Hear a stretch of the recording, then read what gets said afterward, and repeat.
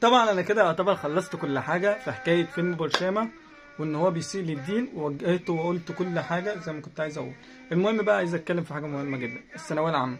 الثانويه العامه بيحصل فيها اكتر من اللي اتقال في الفيلم ده، حقيقي جدا. ده انا شفت ان هم بقوا بيشغلوا التفتيش الذاتي للطلاب عشان موضوع الغش ده، وبرضك بيبقى في غش. ده انا برضه كنت ايام ثانوي، لما انا كنت في ثانوي كان في واحد جنبي وانا كنت في الامتحان، واحنا كان بيراقب علينا كنين. عارفين يعني ايه بيراقب علينا كنين في ثانوي؟ اقول لكم بقى اللي حصل. الواد كان في الديسك اللي ورايا، انا مش واخد بالي، انا عادي بكتب، فاهمين؟ فببص لقيته مطلع الموبايل، ومطلعه ازاي الذكي اقول لك بقى، رباط البنطلون، انتوا عارفين رباط البنطلون، قافل على الموبايل كده اهوت، كل شويه يطلع كده برباط البنطلون ويعمل كده ويسيبه على طول، اول ما هو يجي يقوم واقف مفيش حاجه.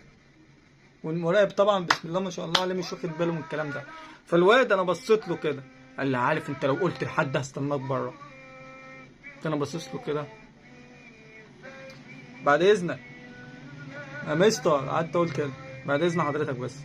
الواد قعد يقول لي خلاص خلاص، قلت له ثواني بس، بعد اذنك بس، بعد اذنك بس. الواد خلاص خلاص ايه، خاف دلوقتي سبحان الله. فقمت انا قايل له ايه، بس السؤال ده مش عارف اقراه، بس معلش يعني. ببص له كده، مش عارف اقراه السؤال ده، مش عارف اقراه. يعني انت عمال تحل من ساعتها جاي السؤال ده ومش عارف تقراه؟ ماشي، قام قارئ له السؤال. فالواد بيعمل لي ازاي، بيقول لي انت خفت، قلت له ما خفتش، بس انت حر، من غشنا فليس منا. انا مالي، انا ما تغش ولا ما تغشش، انت حر. انا مالي، ليه دعوه بنفسي، انا عايز احل من نفسي ومجهودي، انا حر. عايز اغش برضه انا حر.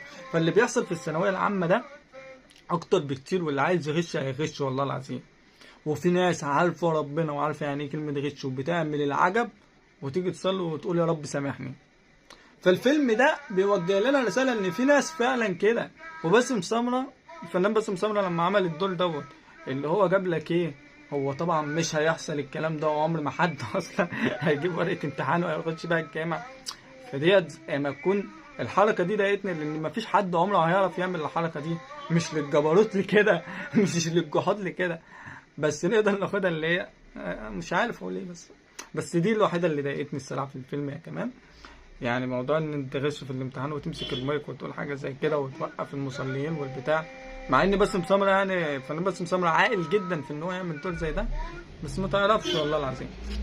فاللي انا عايز اقوله ان الفيلم كان لذيذ جدا وضحكني جدا، وانا من الناس اللي اقول على الفيلم ياخد 10/10 بتقدير الصراحه.